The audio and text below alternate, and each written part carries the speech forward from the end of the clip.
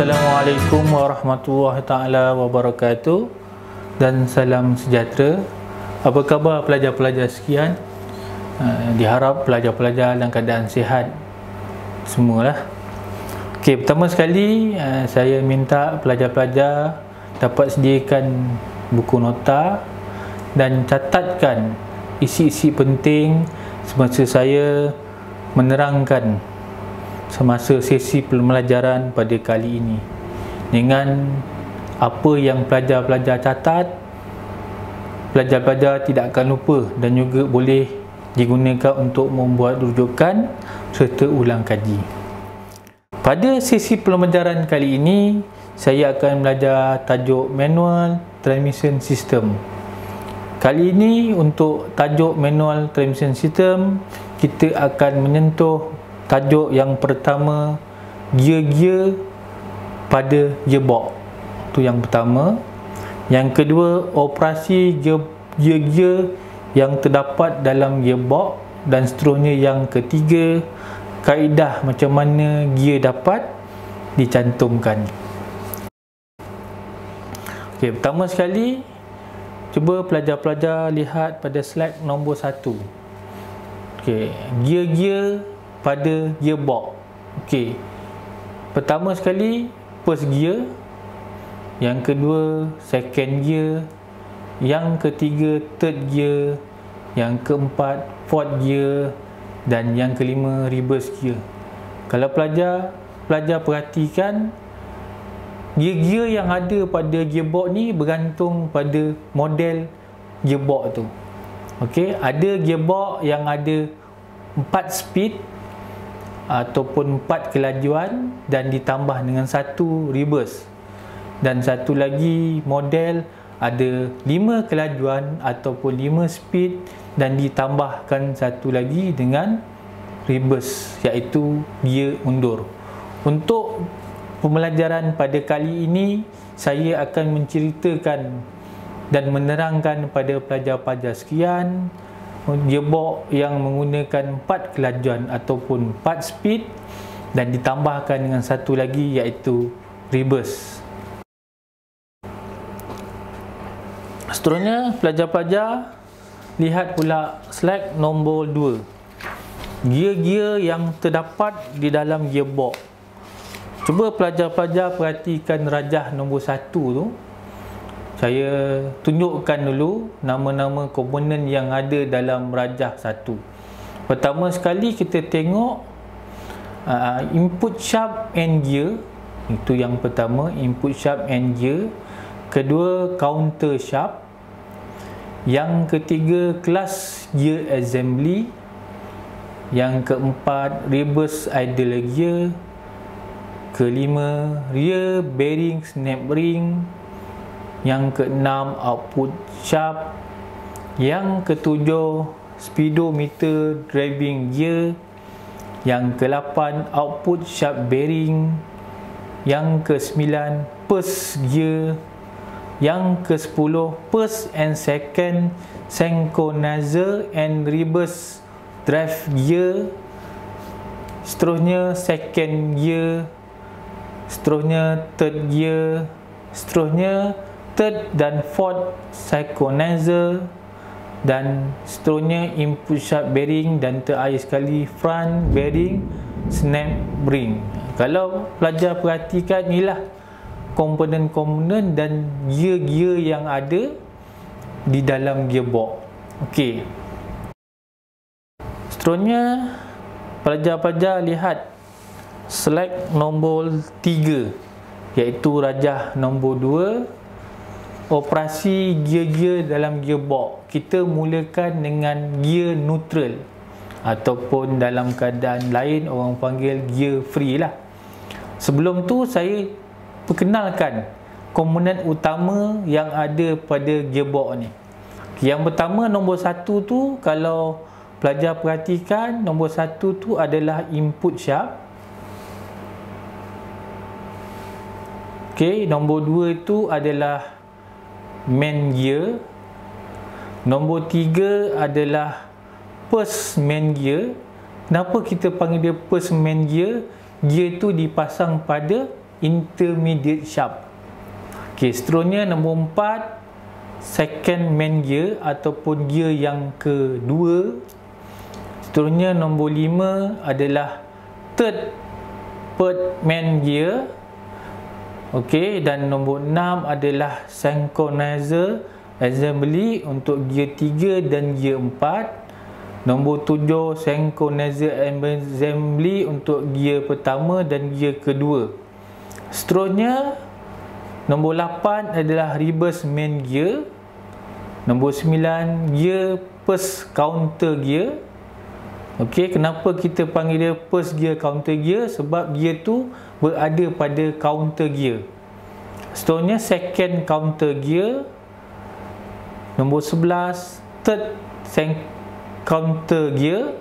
Nombor 12 counter gear. Nombor 13 adalah output shaft. Okey, kalau pelajar perhatikan, kita perhatikan nombor 3 tu. Nombor 3 tu adalah first main gear. First main gear ni adalah gear yang pertama. Kalau pelajar tengok, gear pertama ni besar, dia besar. Okey, yang gear kedua dia lebih kecil sikit berbandingkan dengan gear yang ketiga. First gear ataupun gear yang pertama tadi lebih besar. Gear yang kedua lebih kecil sikit dia bandingkan dengan gear yang pertama. Dan gear yang ketiga lebih kecil kita bandingkan dengan gear yang kedua. Okey, kalau kita pelajar tengok diameter dia tu berbeza antara gear 1, gear 2 dan gear 3. Gear 1 besar, gear 2 kecil dan gear 3 lebih kecil daripada gear 2. Okey, kalau pelajar perhatikan sekarang, pelajar dah tengok, dah tahu kedudukan gear-gear dia. Mana yang dikata gear 1, gear 2, gear 3, gear 4 dan juga gear reverse. Okey, seterusnya kita tengok dia punya penerangan. Slide nombor 4. Okey, cuba pelajar-pelajar tengok slide nombor 4. Apa yang dikatakan neutral? Neutral adalah aliran kuasa ketiga neutral seperti ditunjukkan dalam rajah 2 di atas, yang digariskan dengan garisan warna merah. Okey, kalau pelajar perhatikan, saya dah gariskan dengan garisan warna merah. Okey, garisan tu menunjukkan aliran yang dikatakan gear dalam keadaan neutral. Okey, dalam keadaan neutral, input shaft berputar pada kelajuan enjin bila mana kelas bercantum. Aliran kuasa akan melalui main gear dan terus ke counter gear. Semasa ini tiada pertukaran gear yang dibuat kerana tiada gear-gear yang bertemu dan dalam keadaan bebas, serta hanya main gear dan counter gear saja berpusing, manakala output gear dalam keadaan bebas, iaitu tiada aliran kuasa keluar disalurkan kepada roda.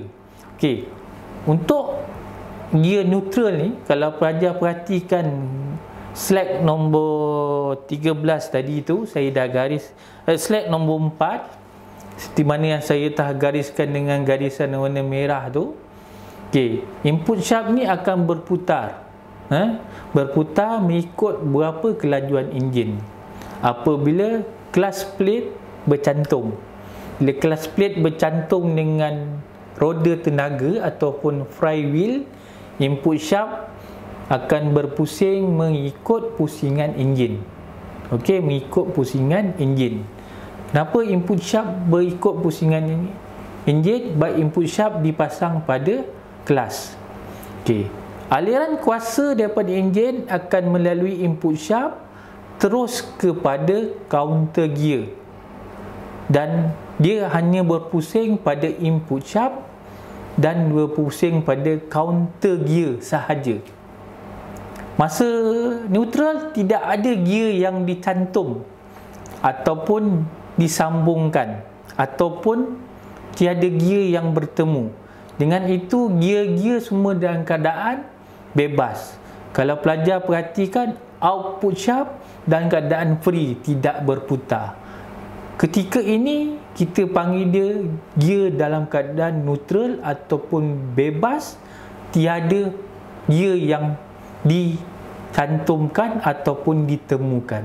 Itu untuk neutral.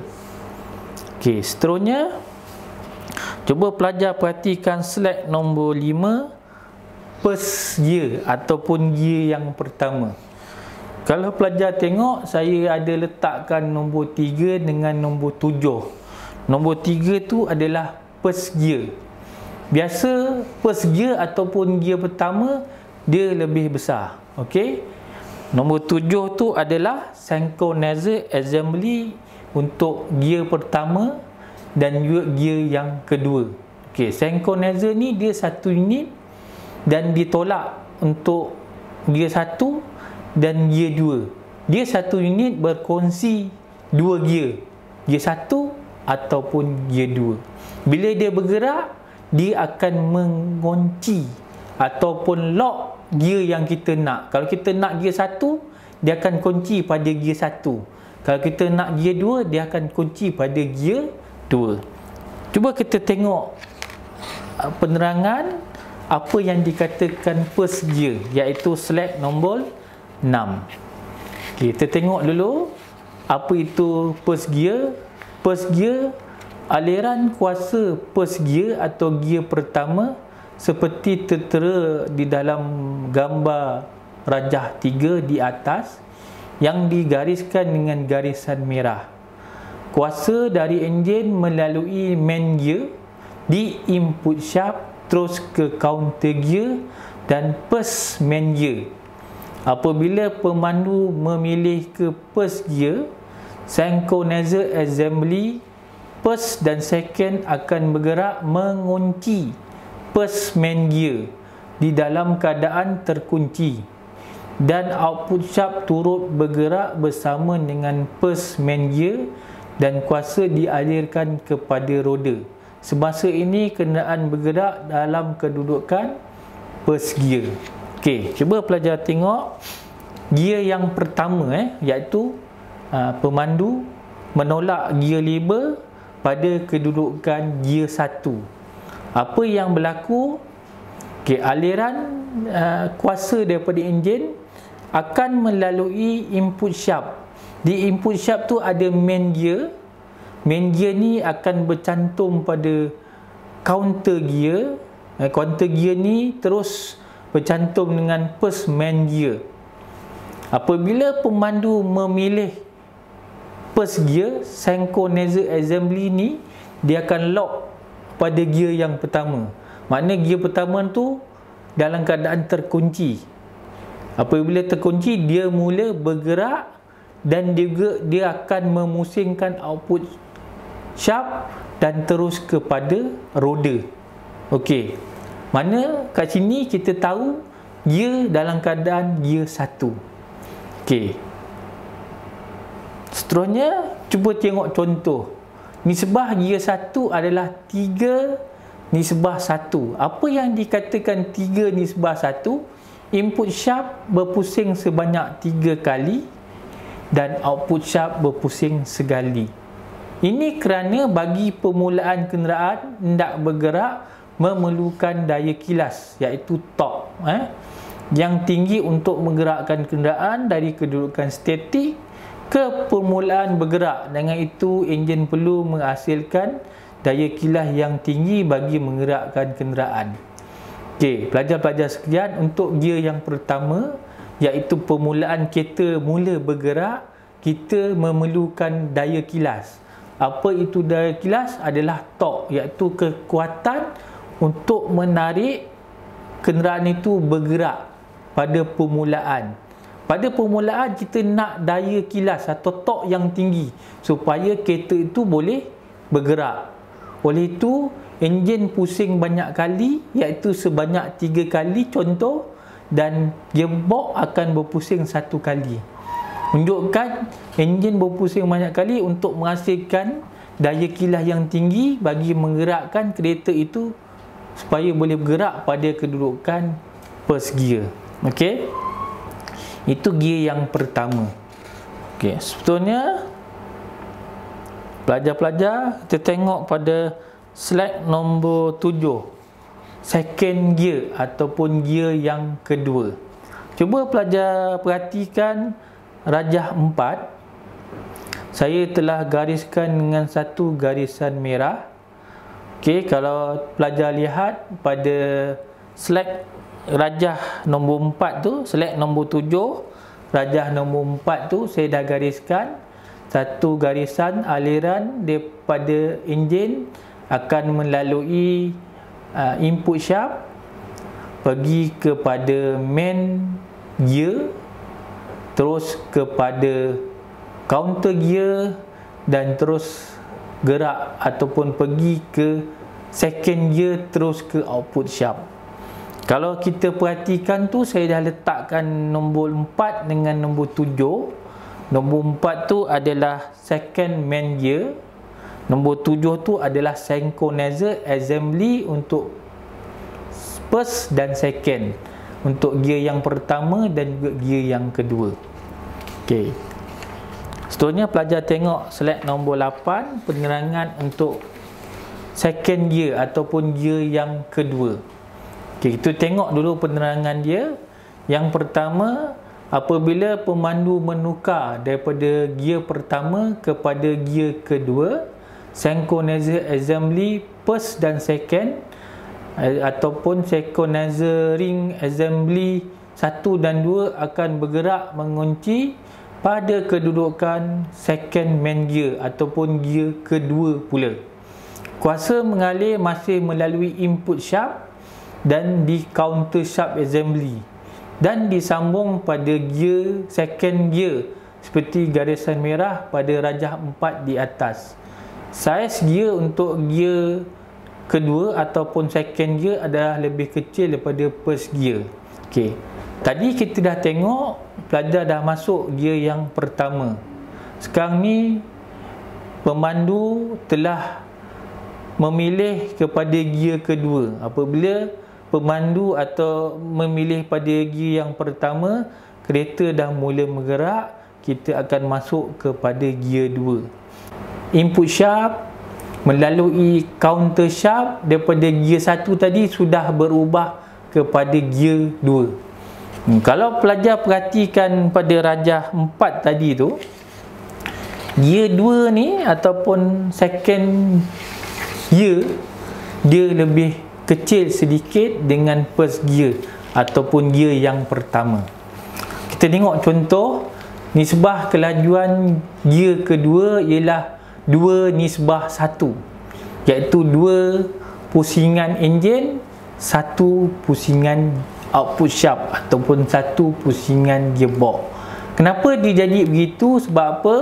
Kita tengok dia tulis situ, nisbah kelajuan gear kedua ialah 2:1. 2 pusingan input shaft akan memusingkan 1 pusingan output shaft yang menyebabkan penurunan daya kilas dan penambahan kelajuan. Ini berlaku kerana apabila kenderaan bergerak dari first gear ataupun gear pertama, daya kilas akan berkurangan dan memerlukan penambahan kelajuan. Tadi saya dah ceritakan, untuk first gear ataupun gear yang pertama, kenderaan mula nak bergerak. Bila mula bergerak, kita memerlukan daya tinggi supaya kenderaan boleh bergerak. Tapi apabila dia dah bergerak, daya kilas ataupun torque dah mula menurun. Sebab kita dah tak nak torque, kita nak speed ataupun kelajuan. Oleh itu, enjin akan pusing sedikit, dan jika dibandingkan dengan gear 1, dia pusing banyak kali sebab dia dah nak menghasilkan daya kilas yang tinggi supaya kereta boleh bergerak. Tapi bila dah bergerak, kita tak nak daya kilas ataupun torque, kita nak kelajuan. Mana dia akan pusing dah mulai perlahan daripada 3 pusingan jadi 2 pusingan sebab kereta dah mula bergerak. Dah mula bergerak, kereta tu akan jadi semakin ringan dan kita memerlukan kelajuan, penambahan kelajuan, bukan lagi penambahan daya kilas. Itu untuk gear yang kedua. Seterusnya, cuba pelajar-pelajar tengok slide nombor 9. Okey, gear yang kedua, rajah nombor 4, gear yang ketiga. Rajah nombor 4, gear yang ketiga. Okey, kita tengok dulu. Saya ada letakkan nombor kat situ. Nombor 5 tu adalah third main gear ataupun gear yang ketiga. Yang nombor 6 tu adalah synchronizer assembly untuk gear 3 dan gear 4. Tadi synchronizer ring dia berkongsi antara gear 1 dengan gear 2. Tapi sekarang ni satu lagi synchronizer assembly, dia berkongsi antara gear 3 dan juga gear 4. Okey, cuba pelajar tengok pada rajah 4 tu. Saya dah gariskan dengan satu garisan warna merah. Okey, garisan tu kalau pelajar perhatikan, dia sama juga. Dia melalui input sharp, terus kepada main gear, masuk ke counter gear ataupun counter sharp, terus kepada gear 3. Kalau pelajar perhatikan, gear 3 ni dia lebih kecil daripada gear 2. Okey, itu kita nak bezakan mana antara gear 1, gear 2 dan gear 3. Biasa gear 1 besar, gear 2 lebih kecil, dan gear 3 lagi kecil jika dibandingkan dengan gear 3. Okey, cuba kita tengok slide nombor 10. Penerangan dia. Okey, apabila pemandu menukar daripada kedudukan gear 2 kepada gear 3, synchronizer assembly 3 dan 4 akan bergerak mengunci pada kedudukan 3 main gear ataupun gear yang ketiga lah. Kuasa mengalir masih melalui input sharp, counter sharp assembly, dan disambung pada third gear ataupun gear 3. Semasa ini kenderaan bergerak ke hadapan dalam keadaan gear 3. Okey, daripada gear 2 tadi, pemandu telah menolak ataupun memilih untuk masuk gear ketiga.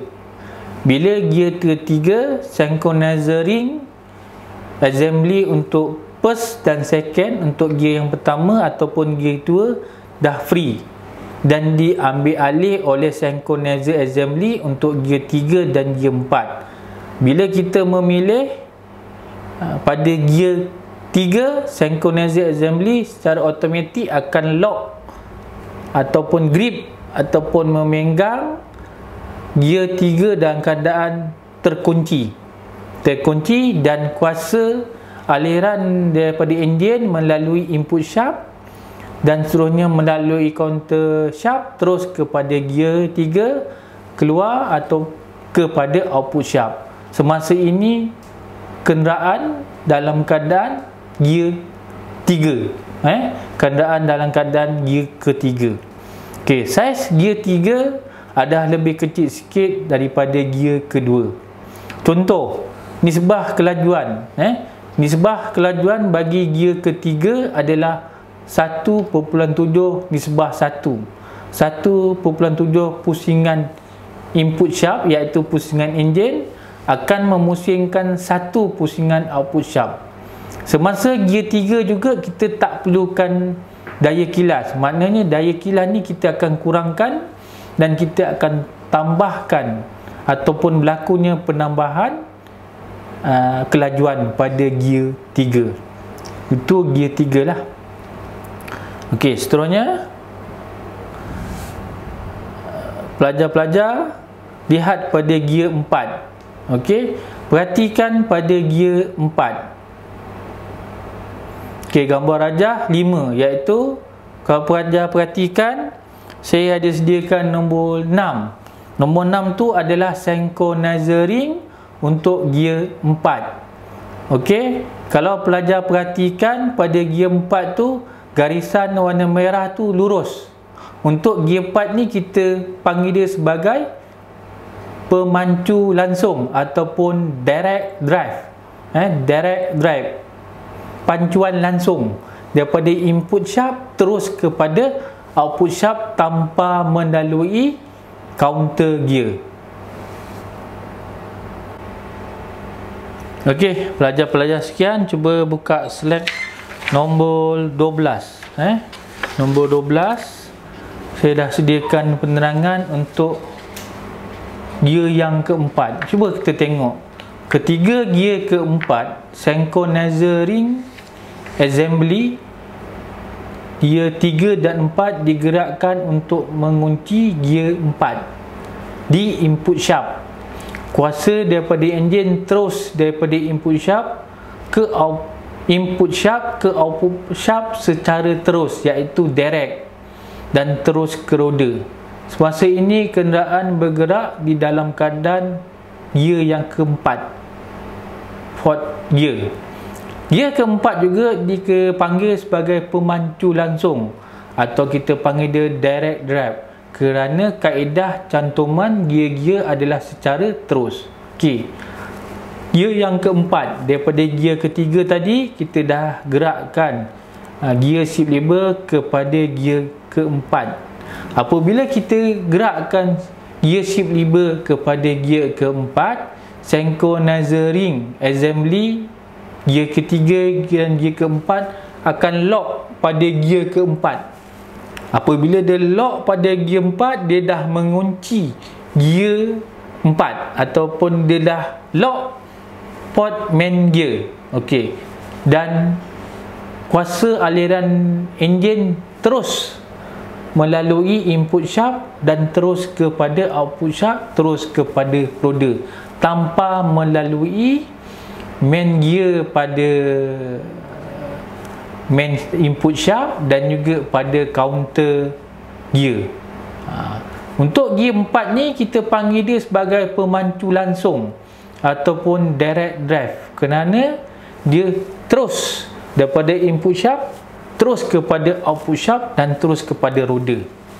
Cuba kita tengok contoh nisbah gear dia tu adalah nisbah 1, nisbah 1. Nisbah ini terjadi disebabkan aliran kuasa daripada enjin terus daripada input shaft ke output shaft bagi mendapatkan kelajuan maksimum dan tiada lagi gandaan daya kilas. Ini kerana fourth gear ataupun gear keempat ni sebagai gear akhir, top speed, yang mana memerlukan kelajuan bukan daya kilas bagi membolehkan kenderaan bergerak laju.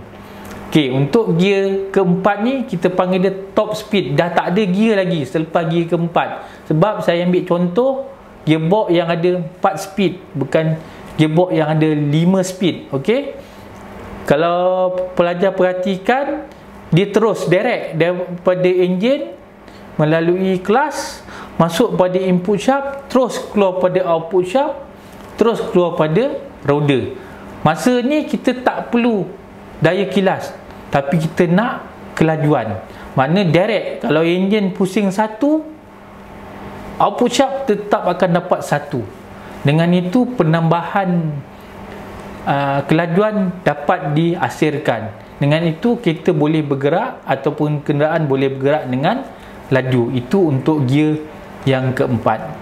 Okey, saya harap pelajar-pelajar faham gear apa itu yang dikatakan gear 1, gear 2, gear 3 dan gear yang keempat.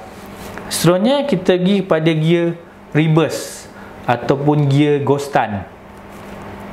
Cuba pelajar perhatikan rajah nombor 6, iaitu slide nombor 13. Saya dah buatkan satu garisan warna merah daripada input shaft, dia melalui counter shaft dan dia melalui satu lagi gear yang kita panggil reverse idler gear.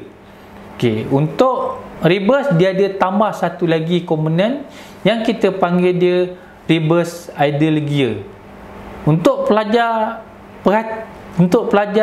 nak tahu yang mana satu gear untuk gear reverse, mana satu gear untuk forward ataupun bergerak ke hadapan. Untuk gear reverse, dia punya bentuk gigi dia keadaan lurus, lurus. Kalau untuk forward ke depan, gear 1, gear 2, gear 3 dan gear 4, dia punya bentuk gigi dia dalam bentuk serong. Okey. Forward ke hadapan, bentuk gigi dia adalah serong, manakala untuk reverse bentuk dia lurus. Okey. Cuba kita tengok penerangan untuk reverse gear. Cuba pelajar tengok slide nombor 14. Apabila pemandu memasukkan gear ke reverse gear, reverse main gear akan bertemu dengan counter reverse gear melalui reverse idle gear dan seterusnya ke output shaft. Dengan adanya reverse idle gear, putaran enjin akan diterbalikkan dalam pusingan lawan pada output shaft. Dengan itu pusingan dalam keadaan arah berlawanan. Okey. Untuk reverse, apabila pemandu masuk reverse, kuasa aliran daripada enjin akan masuk kepada input shaft. Input shaft dia akan pergi kepada counter reverse gear dan dia melalui satu komponen yang kita panggil dia reverse idle gear dan terus kepada reverse gear dan terus kepada input shaft. Maka itu kenderaan boleh kita undur ke belakang. Okey. Kalau kita perhatikan, kenapa pada gear reverse ni kita ada tambah satu lagi komponen yang kita panggil dia sebagai reverse idle gear. Kita tengok fungsi dia. Apakah fungsi utama reverse idle gear? Fungsi dia dipasang pada reverse gear adalah bertujuan untuk menterbalikkan pusingan input shaft bagi membolehkan kenderaan mengundur ke belakang. Dengan ini kenderaan berada pada kedudukan mengundur. Okey. Fungsi utama reverse idle gear ni untuk menterbalikkan pusingan yang diterima daripada input shaft. Okey, supaya output shaft akan pusing terbalik. Okey, kalau contoh input shaft pusing ikut jam, output shaft akan lawan jam. Dengan itu kita boleh mengundur ke belakang. Okey. Itu untuk reverse gear. Okey. Reverse gear. Okey. Selesai. Kalau kita tengok kat sini, gear-gear yang ada dalam gearbox, saya dah beri penerangan gear 1, gear kedua, gear ketiga, gear keempat dan juga reverse gear. Okey, untuk sesi pembelajaran kali ini saya ambil contoh gearbox yang ada 4 speed ke hadapan dan juga 1 speed ke belakang. Okey, itu untuk gear-gear yang ada dalam gearbox. Okey, seterusnya cuba pelajar tengok slide nombor 15. Macam mana gear dapat dicantumkan? Okey, kat sini saya beri sikit penerangan, lepas tu kita tengok gambar yang dikatakan macam mana gear ni dapat dicantumkan ataupun ditemukan. Okey, kita tengok dengan penerangan dulu pada slide nombor 15. Apabila gear lever ditolak untuk memasukkan gear, selector fork akan menolak synchronizer unit ke arah gear yang mana dipilih. Synchronizer slip dengan synchronizer hub menolak dahulu gear bagi memberhentikan gear yang nak dicantum dengan prinsip cone kelas, iaitu dengan memegang gear dan memperlahankan serta memberhentikan pusingan gear yang nak dicantumkan. Di dalam gearbox dilengkapkan dengan satu komponen yang dinamakan synchronizer assembly. Apabila synchronizer ring dapat menahan pergerakan gear, synchronizer hub akan bertemu dengan synchronizer ring dan gear, manakala synchronizer slip pula akan bertemu atau bercantum di tengah di antara synchronizer hub. Okey, cuba pelajar-pelajar tengok slide nombor 16. Okey, 16 kat itu saya ada sediakan gambar synchronizer unit. Okey, cuba pelajar tengok rajah 7 tu. Pertama sekali dia ada output shaft. Okey, dia ada hub, dia ada slip gear, dia ada synchronizer, dia ada blocking ring ataupun kita panggil dia synchronizer ring, dia ada gear, dia ada door T. Okey, saya dah letakkan pada kedudukan 1, 2 dan 3. Kedudukan 1 tu dalam keadaan free, iaitu gearbox dalam keadaan neutral. Maknanya pemandu tidak menolak ataupun menggerakkan gear shift lever ke mana gear yang nak kita cantumkan atau kita nak temukan. Okay, kalau perhatikan synchronizer hub, synchronizer slip dalam keadaan free dan juga blocking ring ataupun synchronizer ring tidak bercantum.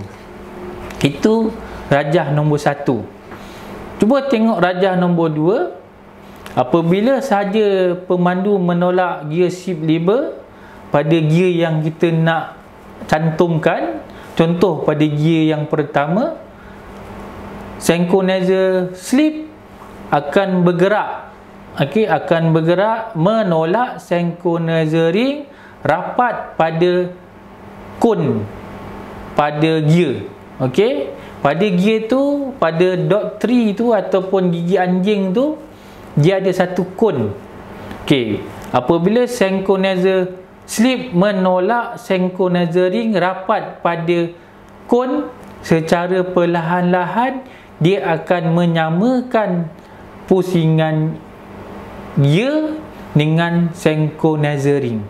Okey, bila kita tolak secara langsung, dia synchronizer ring tu akan grip ataupun pegang kon pada gear tu dan dia akan menyamakan sama ada laju ataupun perlahan sehingga gear itu mulai berhenti. Apabila gear tu mulai berhenti, synchronizer ring akan menekan kon supaya gear tu berhenti dan synchronizer slip akan ditolak masuk ke dalam gigi anjing ataupun menolak kepada door 3, dan dengan itu dia lock pada gear yang kita nak temukan atau nak cantumkan. Okey, kalau perhatikan rajah nombor 3 tu, apabila gear dah berhentikan, synchronizer slip ni akan pegang pada dot 3 ataupun gigi anjing ni dan gear diletakkan dalam keadaan lock. Maknanya kalau katakan kita nak masuk gear 1, dia akan lock pada gear 1 dan kenderaan berada dalam keadaan gear 1. Itu proses dia. Kalau kita tengok proses dia nombor 1, nombor 2 dan nombor 3. Okey, itu untuk synchronizer unit. Macam mana kita nak tahu gear tu boleh dicantumkan. Okey, seterusnya pelajar, saya rasa tamat sudah pembelajaran kita pada kali ini. Saya berharap pelajar-pelajar faham apa yang telah saya terangkan tadi. Semoga kita berjumpa lagi untuk sesi pembelajaran yang akan datang. Sekian, terima kasih. Assalamualaikum warahmatullahi taala wabarakatuh.